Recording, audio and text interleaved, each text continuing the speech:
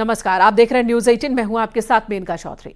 लोकसभा चुनाव के बाद यूपी में एनडीए और विपक्षी गठबंधन एक बार फिर आमने सामने आने वाला है। ये सीटें ऐसी थीं जहां विधायकों ने चुनाव लड़ा और अब सांसद बनकर विधानसभा से इस्तीफा दे दिया है। कुल 10 सीटों पर जहां एनडीए पूरी मजबूती से चुनाव लड़ने का दावा कर रहा है, तो वहीं विपक्षी गठबंधन से एक बार फिर राहुल अखिलेश की अगुवाई में उपचुनाव के सियासी लड़ाई के कयास लगाए जा रहे हैं। देखिए ये रिपोर्ट।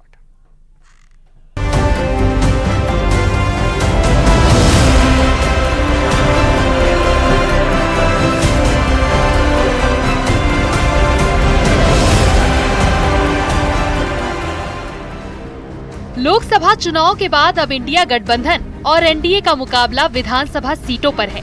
दरअसल लोकसभा चुनाव में मुख्य रूप से सत्तारूढ़ बीजेपी और मुख्य विपक्षी समाजवादी पार्टी के 9 विधायक अलग अलग लोकसभा क्षेत्रों से विजयी हुए।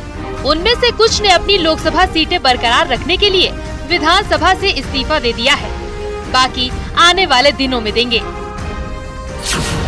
यूपी में उपचुनाव की तैयारियों में जुटा विपक्ष। गठबंधन के साथ उपचुनाव लड़ेगा विपक्ष।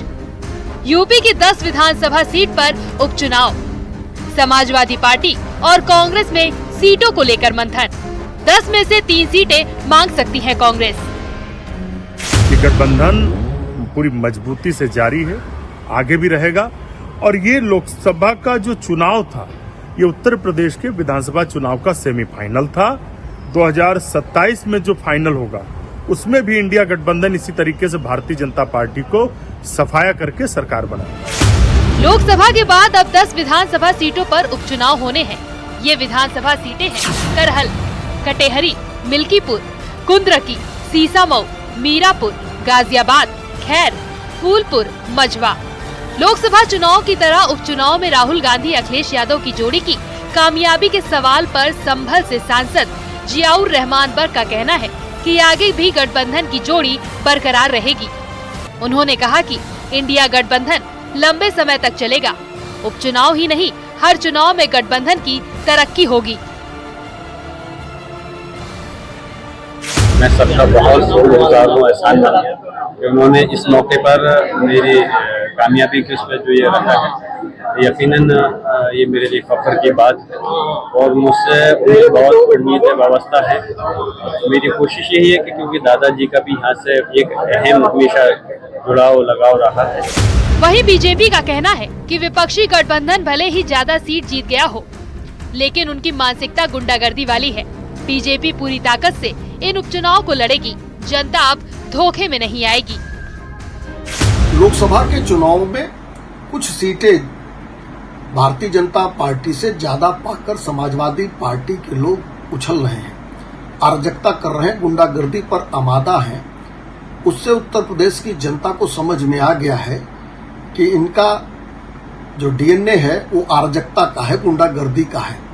अब कांग्रेस से चाहे समझौता रहे या न रहे, उपचुनाव में समाजवादी पार्टी का सुपड़ा साफ करके जनता इन अराजक तत्वों को जवाब देगी। ये उपचुनाव यूपी में सरकार चला रहे एनडीए और विपक्षी इंडिया गठबंधन दोनों के लिए अहम है। लोकसभा चुनाव के नतीजे बीजेपी के लिए उतने उत्साहजनक नहीं रहे जितने उसने दावे किए थे, जबकि समाजवादी पार्टी और कांग्रेस ने इन चुनाव में शानदार प्रदर्शन किया है।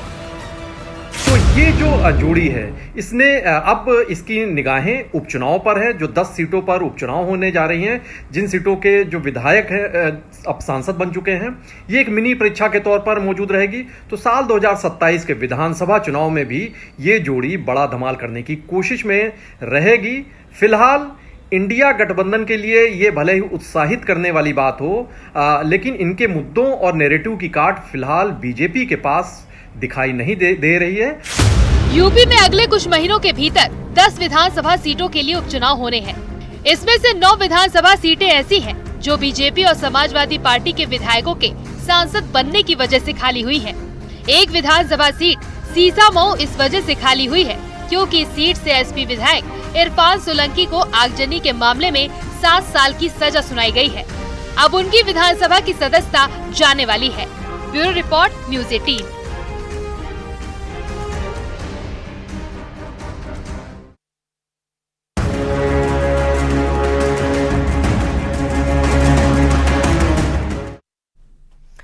लोकसभा चुनाव के बाद एक बार फिर ईवीएम का मुद्दा गर्मा गया है। कांग्रेस सांसद राहुल गांधी ने ईवीएम को लेकर सोशल मीडिया प्लेटफॉर्म एक्स पर बिजनेसमैन एलन मस्क की पोस्ट को टैग किया। इस पोस्ट में राहुल गांधी ने लिखा कि भारत में ईवीएम एक ब्लैक बॉक्स की तरह है, किसी को भी उनकी जांच की अनुमति नहीं है। अखिलेश ने भी ईवीएम पर सवाल खड़े किए, जिसके बाद बीजेपी ने इस पर पलटवार किया है। देखिए ये रिपोर्ट।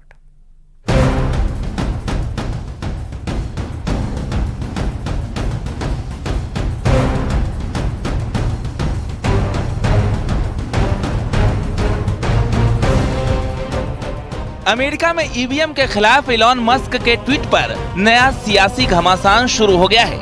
इलॉन मस्क के ट्वीट के बाद कांग्रेस नेता राहुल गांधी ने ईवीएम पर एक बार फिर से सवाल खड़े किए हैं। सोशल मीडिया प्लेटफॉर्म एक्स पर राहुल गांधी ने पोस्ट किया, भारत में ईवीएम एक ब्लैक बॉक्स है और किसी को भी उसकी जांच करने की इजाजत नहीं है। हमारी चुनावी प्रक्रिया में पारदर्शिता को लेकर गंभीर चिंताएं जताई जा रही है। राहुल गांधी ने मुंबई में एक प्रत्याशी के समर्थकों की तरफ से की गई गड़बड़ी से जुड़ी खबर शेयर करते हुए लिखा, जब संस्थाओं में जवाबदेही की कमी होती है तो लोकतंत्र एक दिखावा बन जाता है। अब आपको बताते हैं कि राहुल ने सोशल मीडिया पर क्या लिखा। भारत में ईवीएम एक ब्लैक बॉक्स है और किसी को भी उसकी जांच करने की अनुमति नहीं है। हमारी चुनावी प्रक्रिया में पारदर्शिता को लेकर गंभीर चिंताएं व्यक्त की जा रही हैं। जब संस्थानों में जवाबदेही की कमी हो जाती है तो लोकतंत्र एक दिखावा बन जाता है और धोखाधड़ी का शिकार हो जाता है। हालांकि मुंबई में ईवीएम को मोबाइल से अनलॉक करने की रिपोर्ट पर चुनाव आयोग कह चुका है कि ईवीएम का मोबाइल से कोई कनेक्शन नहीं है और ईवीएम की काउंटिंग के लिए किसी कोड की जरूरत नहीं पड़ती। ईवीएम पर नए सियासी बवाल के बीच समाजवादी पार्टी के नेता अखिलेश यादव ने सोशल मीडिया पर लिखा है, टेक्नोलॉजी समस्याओं को दूर करने के लिए होती है, अगर वही मुश्किलों की वजह बन जाए तो उसका इस्तेमाल बंद कर देना चाहिए। आज जब विश्व के कई चुनावों में ईवीएम को लेकर गड़बड़ी की आशंका जाहिर की जा रही है और दुनिया के जाने माने टेक्नोलॉजी एक्सपर्ट्स ईवीएम में हेराफेरी के खतरे की ओर खुलेआम लिख रहे हैं, तो फिर ईवीएम के इस्तेमाल की जिद के पीछे की वजह क्या है, ये बात भाजपाई साफ करें।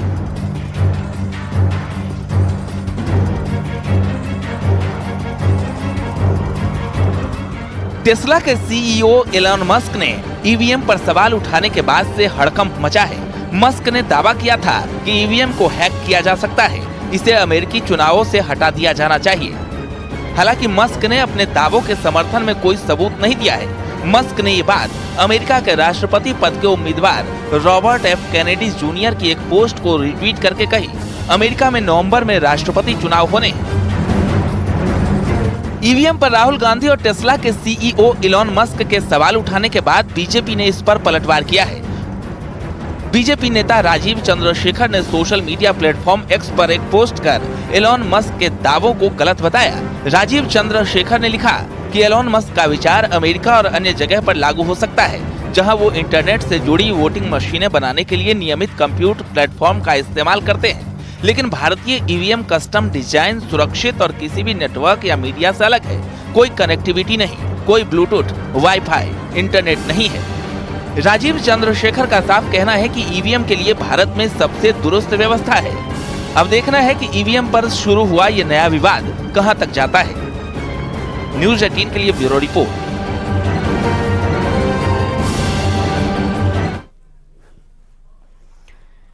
यूपी विधानसभा में नेता प्रतिपक्ष कौन होगा, यह आगामी संसद सत्र के बाद सामने आ जाएगी बात। समाजवादी पार्टी संसद सत्र के बाद नेता प्रतिपक्ष का नाम तय करेगी। अखिलेश के बाद नेता प्रतिपक्ष कौन होगा, इसे लेकर मंथन चल रहा है।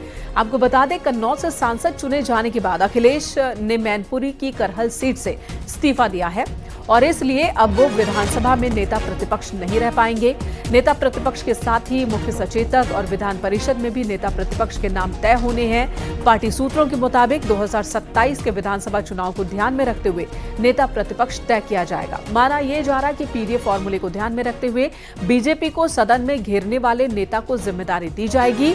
मुख्य सचेतक के लिए माता प्रसाद पांडे या जमनिया विधायक का ओम प्रकाश सिंह का नाम आगे चल रहा है।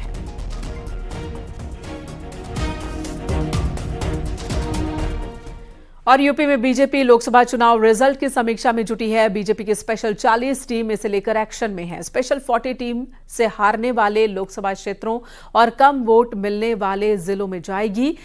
ये टीम पार्टी को 20 जून तक अपनी रिपोर्ट सौंपेगी।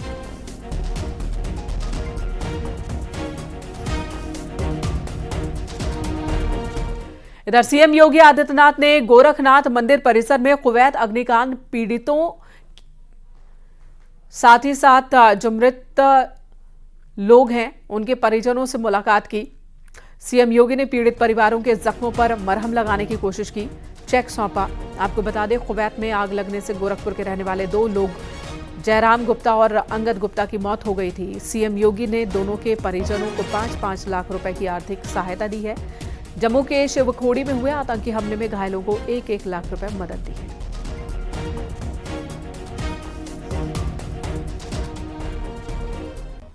और इसके बाद मुख्यमंत्री एनेक्सी भवन पहुंचे, जहां पर उन्होंने एक बैठक बुलाई। उन्होंने गोरखपुर मंडल के जनप्रतिनिधियों के साथ ये मीटिंग की है। कई मुद्दों पर विचार विमर्श हुआ है। स्थानीय स्तर पर कानून व्यवस्था कैसी है, इसका फीडबैक लिया।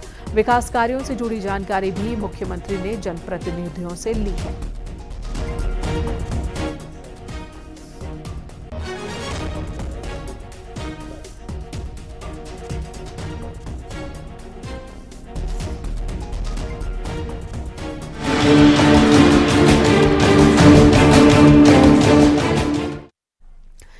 इधर सीएम योगी के आदेश के बाद सोनभद्र में भी ट्रैफिक पुलिस ने चेकिंग अभियान चलाया। ट्रैफिक इंस्पेक्टर ने बड़े पैमाने पर अभियान चलाया। वीआईपी कल्चर के तहत हूटर का इस्तेमाल करने वालों पर प्रशासन सख्त हुआ है और कार्रवाई करते हुए हूटर हटवाए गए।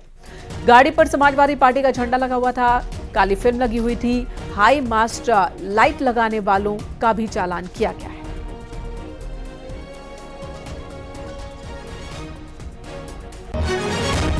सीएम योगी के सख्त आदेश के बाद आगरा में भी ट्रैफिक पुलिस ने ट्रैफिक व्यवस्थाओं को सुधारने में अभियान की शुरुआत कर दी है। ट्रैफिक पुलिस अभियान चलाकर गाड़ियों में लगे हूटर, ब्लैक फिल्म हटा रही है। इतना ही नहीं, जो लोग ट्रैफिक नियमों का पालन नहीं कर रहे हैं उनका चालान काटा जा रहा है।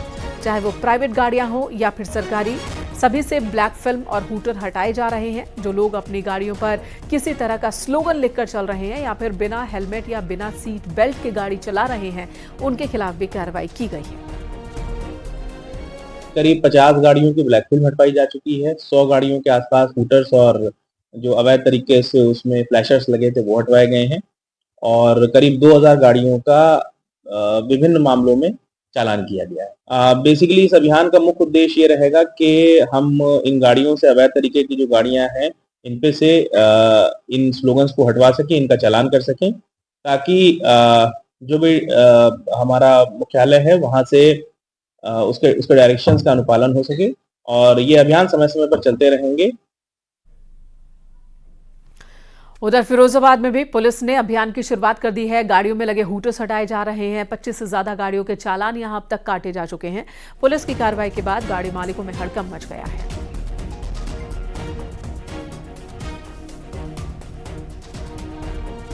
देखिए, माननीय मुख्यमंत्री जी का तथा शासन का स्पष्ट निर्देश है कि वीआईपी कल्चर को खत्म किया जाए। साथ ही साथ जो लोग प्रेशर हॉर्न लगाकर ध्वनि प्रदूषण पैदा कर रहे हैं, साथ ही साथ हूटर, सायरन अनावश्यक रूप से, अनधिकृत रूप से लोग लगा के घूम रहे हैं, चाहे वो सरकारी वाहन हो या गैर सरकारी वाहन हो, एक अभियान चला करके उनको उतरवाया जाए। उसी क्रम में आज फिरोजाबाद में हम लोग यहाँ जैन मंदिर चौराहे पर चेकिंग करा रहे हैं। कई गाड़ियों का इसमें हम लोगों ने हूटर उतरवाए हैं। साथ ही साथ एमडी एक्ट के तहत उनका चालान भी कर रहे हैं।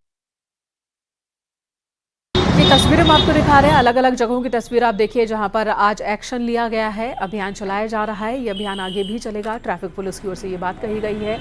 जहां पर भी ट्रैफिक के रूल्स को फॉलो नहीं किया जा रहा है वहां पर चालान की कार्रवाई हुई। सोनभद्र, आगरा, फिरोजाबाद की ये तस्वीर दिखा रहे हैं। दरअसल सीएम योगी आदित्यनाथ ने कहा था कि ट्रैफिक पुलिस को ज़्यादा सतर्क होने की ज़रूरत है। जो वीआईपी कल्चर है गाड़ियों को लेकर, उस कल्चर को ख़त्म करने की ज़रूरत है। जहाँ पर हूटर का गलत तरह से इस्तेमाल हो रहा है, नियमों को ताक पर रखते हुए उनके खिलाफ कार्रवाई की जाए। सोनभद्र में देखिए, यहाँ एक गाड़ी के खिलाफ एक्शन की ये तस्वीर आप देख रहे हैं जहाँ पर समाजवादी पार्टी का झंडा भी लगा हुआ है। ब्लैक फिल्म का इस्तेमाल किया गया था, हूटर का इस्तेमाल इस गाड़ी में किया गया था और साथ ही आवाज़ हॉर्न की ज़्यादा हो उसका भी इस्तेमाल किया गया था।